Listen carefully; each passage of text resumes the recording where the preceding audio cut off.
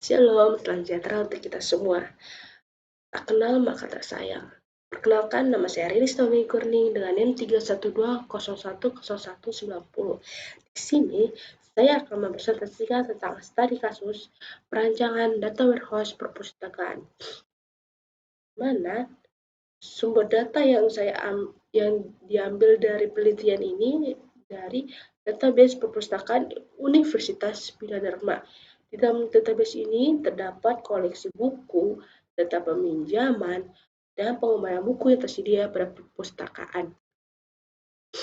Metode perancangan di dalam penelitian ini diambil dari metode 9-step methodology yang menurut Kimball 2002.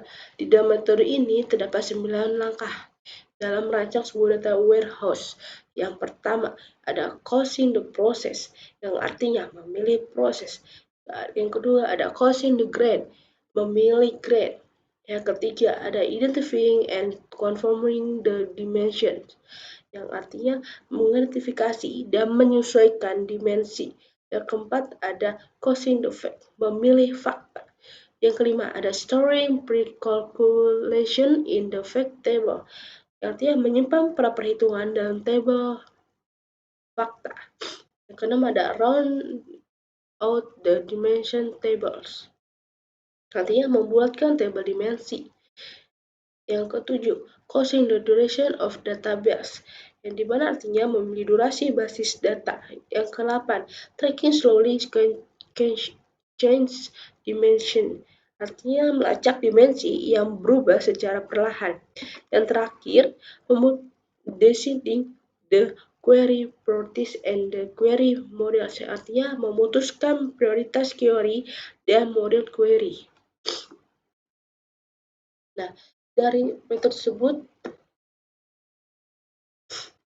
itu memiliki alurnya. Nah, dari dalam memilih proses, dia terdapat atau meliputi, yaitu penyerahan bebas pustaka, pembelian buku, pendaftaran anggota, peminjaman buku, dan pengembalian buku. Untuk memilih grant atau causing the grant, ini tuh proses di mana setelah melakukan proses bisnis yang terjadi, grant ini akan dijadikan sebagai fact table dalam data warehouse. Berdasarkan proses ini yang telah didefinisikan, grant yang dihasilkan meliputi jumlah buku, jumlah mahasiswa, jumlah dosen, dan jumlah yang dipinjam. Selanjutnya ada mengidentifikasi dan penyesuaian dimensi, yang dimana identifikasi ini berhubungan dengan tabel fakta.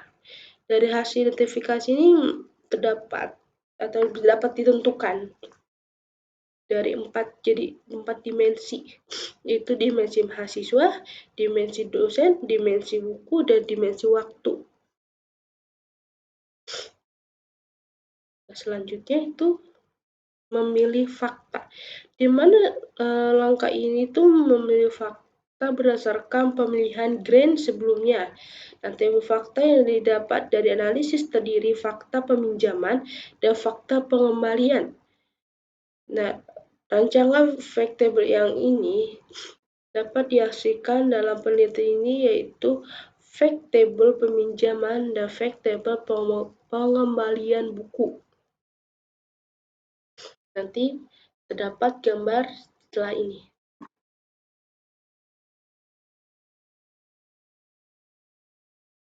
Nih,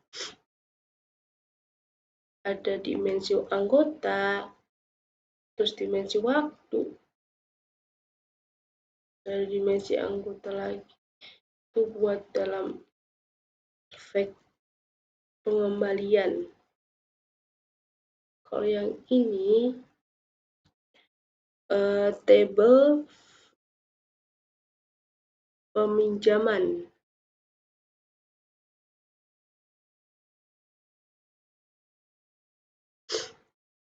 Bedanya itu, kalau ini kan pengembalian, dapat waktu, anggota, buku, jumlah peminjaman. Jadi yang kata kunci tadi.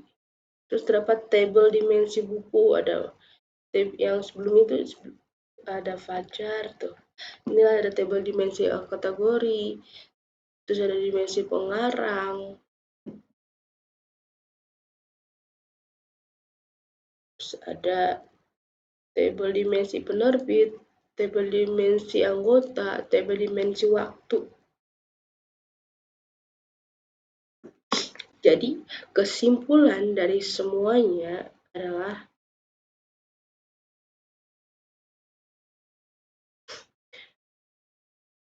hasil dari perancangan data warehouse yang telah dirancang dapat diterapkan dalam penyimpanan koleksi-koleksi yang ada dalam perpustakaan. Data warehouse yang telah dibangun dapat digunakan pihak yang berkepentingan untuk dapat digunakan menggunakan perangkat lunak tertentu dalam menghasilkan sebuah informasi untuk pengambilan keputusan. Sekian dari saya, terima kasih. Jika ada kalimat yang tidak atau yang tidak tepat atau tidak ada yang salah-salahan, mohon dimaafkan. Terima kasih.